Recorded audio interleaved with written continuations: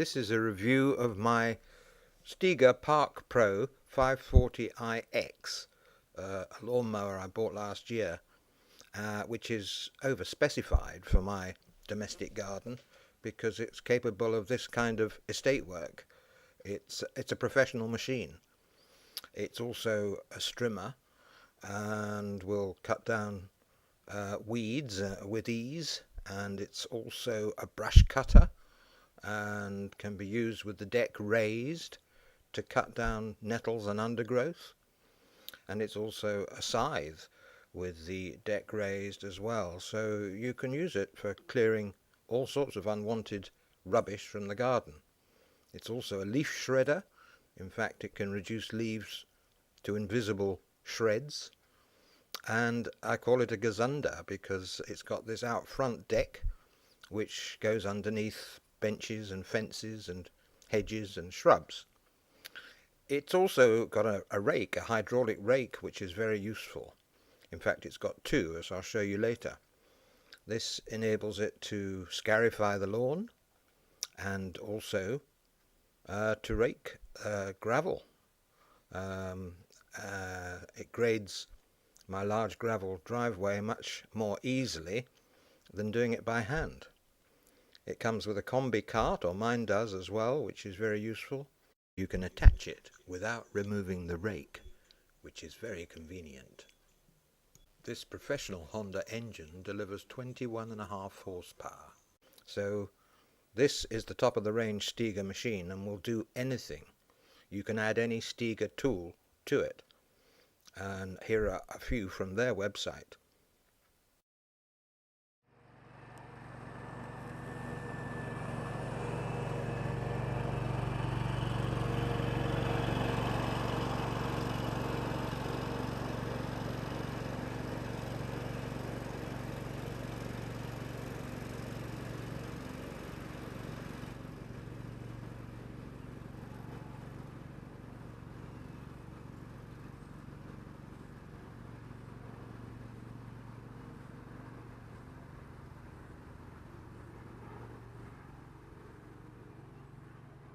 Yes, not much call for a snow thrower here in the south, but you never know. Anyway, you can see this is a workhorse, a real professional tool, and I wouldn't be without it, even though it's very over-specified for my little garden. But here we are. I will show you around and you can make your own mind up. I've got my home video followed by Stiga's own video, which is much better quality. This is my lawn, or part of it, and it's I'm not very proud of it. It's terribly bumpy thanks to moles which invade me every year and which I'm not allowed to gas or to blow up, so I have to live with them. Consequently, any mower has a very bumpy ride on my grass, except this one, because this one has hydraulic air suspension on the driver's seat, which is adjustable depending on the weight of the driver, and it makes for an extremely comfortable floaty ride even on my switchback of a lawn. So from that point of view alone, I can't recommend this machine highly enough. This is of course an out front mulching mower, and if you're familiar with mulching mowers, you don't need me to tell you that they're the best thing since sliced bread. You won't see any grass clippings in this video, and that's because this grass, which is about an inch and a half long, is pulverized into particles so small that they simply fall down to the bottom of the sward, to the roots of the plant, where they eventually break down and fertilize the lawn. And for that reason, I think I have green, lush grass all year round, even in a hot, dry summer. So I think the mulching action is very beneficial to the grass. It helps if you cut it when it's dry rather than when it's wet, and it helps if you don't leave the grass too long, because it copes best with grass of up to about 1.5 to 2 inches, and higher than that, then you might see some grass clippings not drop to the bottom. But as I'm demonstrating here, the grass clippings completely disappear, and you won't even walk them into the house. So it's a wonderful system. More than that, when you get to a certain age, there's no grass bag to empty. With a lawn of my size, I'd have to empty the grass bag 50 times, and that can be hard work. So who wouldn't want a mulching mower? I don't know. It's a wonderful cutting method. This machine has an electric deck. This is operated from the dashboard, as you can see I'm doing. Lifts the deck up, which is useful for going over gravel or on road. It's also useful, as I'll show you later, for cutting tall weeds and undergrowth. And my machine has a rake at the back. Doesn't come standard like that. I have added the mechanism at the back, which is Stiga's electric tool lift, and a rake. So I can use the rake on the lawn to scarify it if I want to. It's also very good for flattening molehills, which is particularly relevant to me. And it's got many other applications too, as I'll show you shortly. The rake is also controlled from the dashboard, so you don't have to get off the mower or even stop mowing. You can use the rake at the same time as you're mowing. And the only downside to having it permanently attached to the back of the mower, as I have it, is that you have to remember it's there when you're reversing. Otherwise it doesn't get in the way at all. You can take it off, and I'll show you later how to do that. But I find it so useful, and I use it almost every time I use the mower, that it's easier to leave it permanently attached. And I can also attach the combi cart, as you can see from the tow bar at the back there. I can attach a cart to the mower without removing the rake. So everything fits neatly together with a minimum of effort. So I'm showing you around the mower here, and it's Stiga's finest, top of the range, or virtually, certainly top of the range Park Pro models, and it's well, the best part of 10 grand, I suppose, but for me it's worth it. This is the deck. It's 105 centimeters wide, and it's electric, which means it can be lifted up from the dashboard. There's a handy headlight for those who like to mow in the dark, and it comes on automatically when it gets dark as well. The Honda engine is a remarkable thing, as I'll show you later. That switch turns the fuel on and off. Here is the fuel tank, which is transparent, and the filler cap, which is nice and wide, so you can easily pour unleaded fuel straight in. That metal bar running around the back of the mower is basically a carriage rack, should you want to throw a bag of compost on there or anything else that you want to cart around without getting out the towing cart. Here's the hood, which covers up the mower and the engine and the oil, and I'll show you later how to get in there and what's underneath.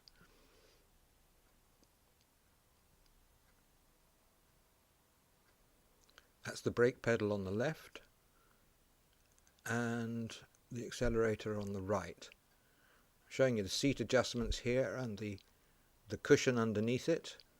The seat adjusts laterally as well as for load, and you can see that it's a nice springy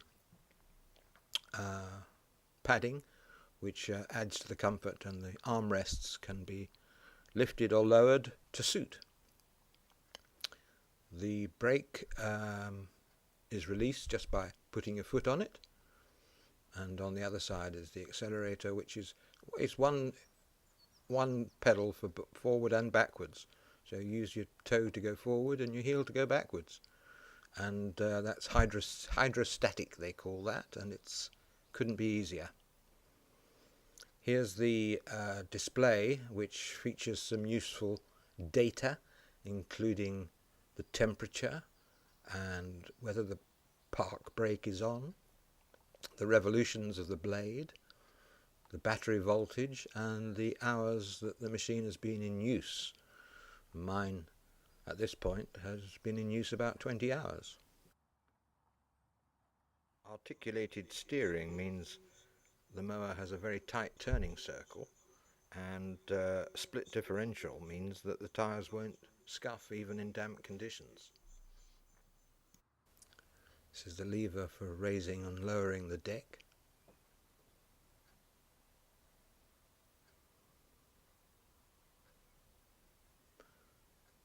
This is the height of cut gauge, which is the only way you know what height you've set the deck at. You adjust the height from a button on the dashboard, so you don't have to get off the mower. First of all, I'm starting the engine. Foot down on the brake, start the engine with a single push. That's the throttle, so fast push it forward to get maximum revs. Now I'm adjusting the cutting height from the button on the dashboard, and you'll see that arrow sliding backwards to point to a height of cut, which is set today at 3. This is being filmed in early May of 2016, so I'll keep the cutting height at this level until we get to July, when we can cut the grass as short as we like.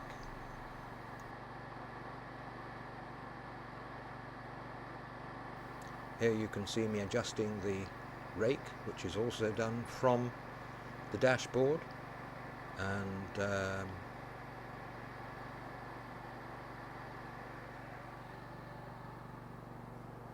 yellow button engages the blades. Now we've got the blades working, the throttle is forward, and the foot I'll demonstrate here forwards and backwards.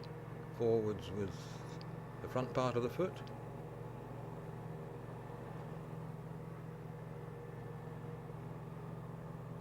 and back with the heel.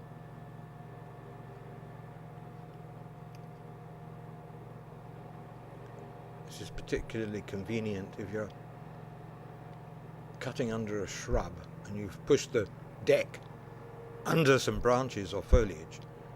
You don't have to change pedals to get out.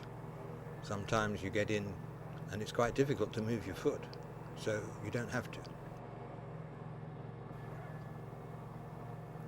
As you may see, I sometimes steer with just one finger, thanks to what Stiga call hydraulic hydropiston power steering.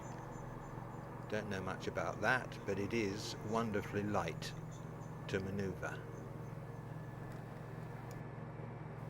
We're also picking up catkins on the lawn which have fallen down, and we can also pick up leaves in the autumn, which beats getting a hand rake out, I can tell you.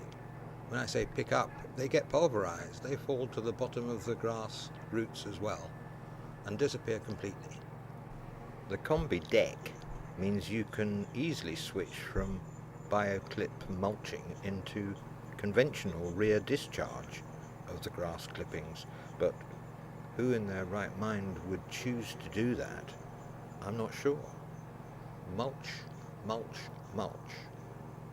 In fact, my preference for going at about half speed is good for the mulching action, because that works better at slower speeds. This gives the blades plenty of time to cut the clippings many times under the deck before they fall to earth.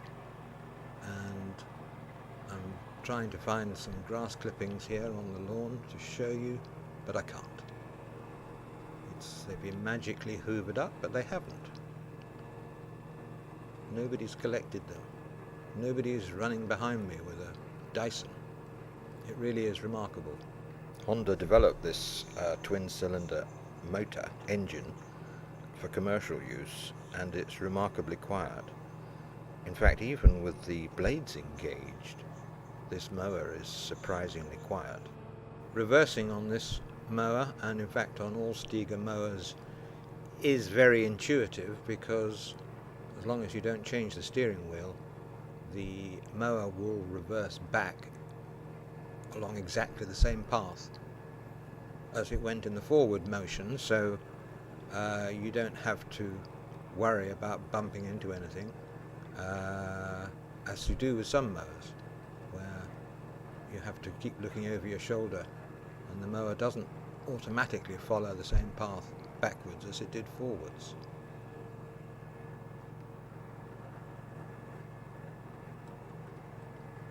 I think we're going to go diving under this shrub up here to show you how far under we can get.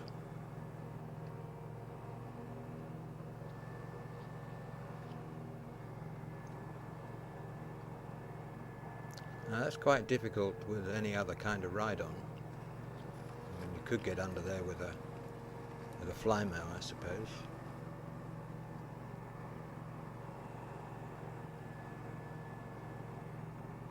And as you can see, my garden is bordered by conifers, all of which have weeds growing at their base, and this is marvellous for keeping them tidy. We have four-wheel drive, of course, and big 17-inch wheels, so this mower will handle all kinds of terrain and never stop and never leave skid marks on the lawn. You'll have noticed me driving around like a demented goat. Normally I do drive in straight lines when there's no video camera, but the result isn't bad. Now we're down in the elephant's graveyard, where the grass is longer and it's damper too. We don't come down here without a compass or a flare.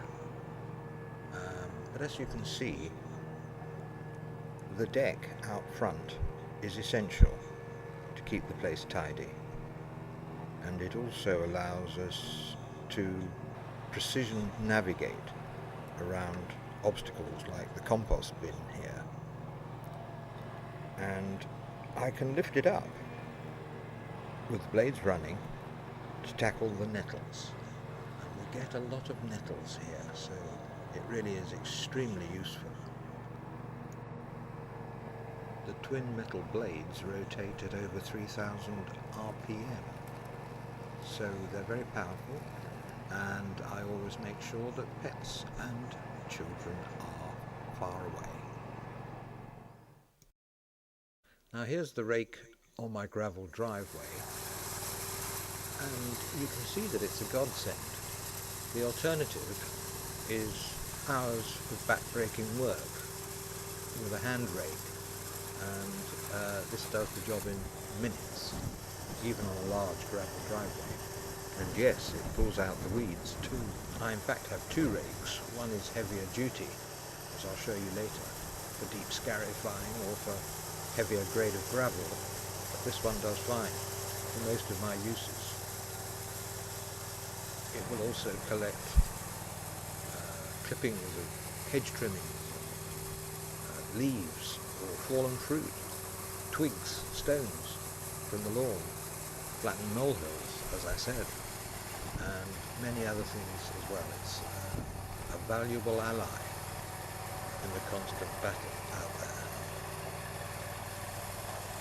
Now I'm going to get Dan to show you how to attach and remove the rake and the lift on the back of the mower.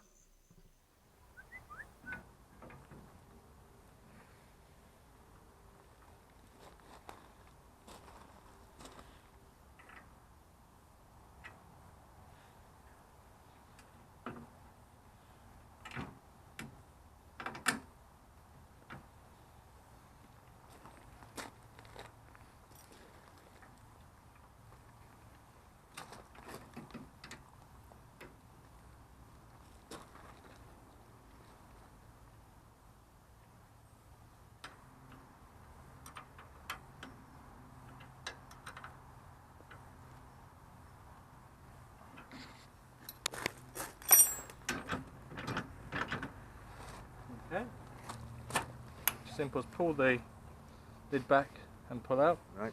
We'll only go in one way because the grommet's inside there. Okay. So that's relatively straightforward. Okay, and then with the R clips, pull the R clips out. Safe.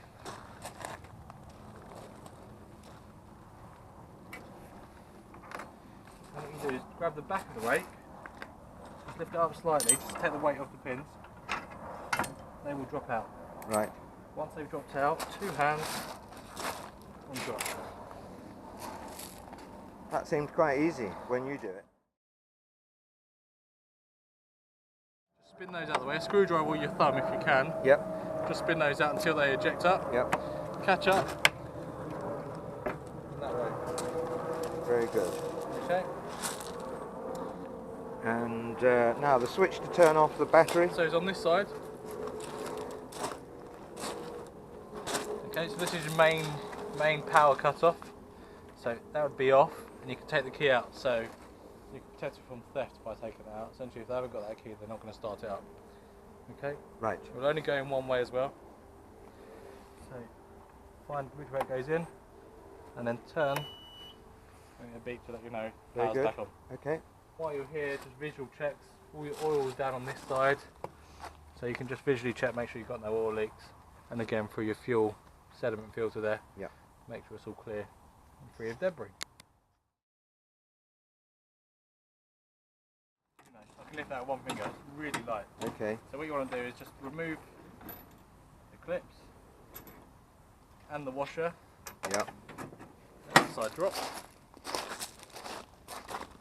Same again this side.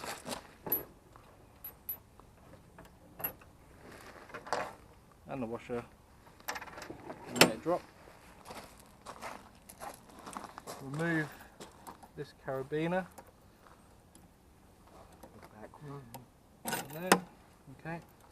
And then from here, you can roll it up and click on. Gotcha.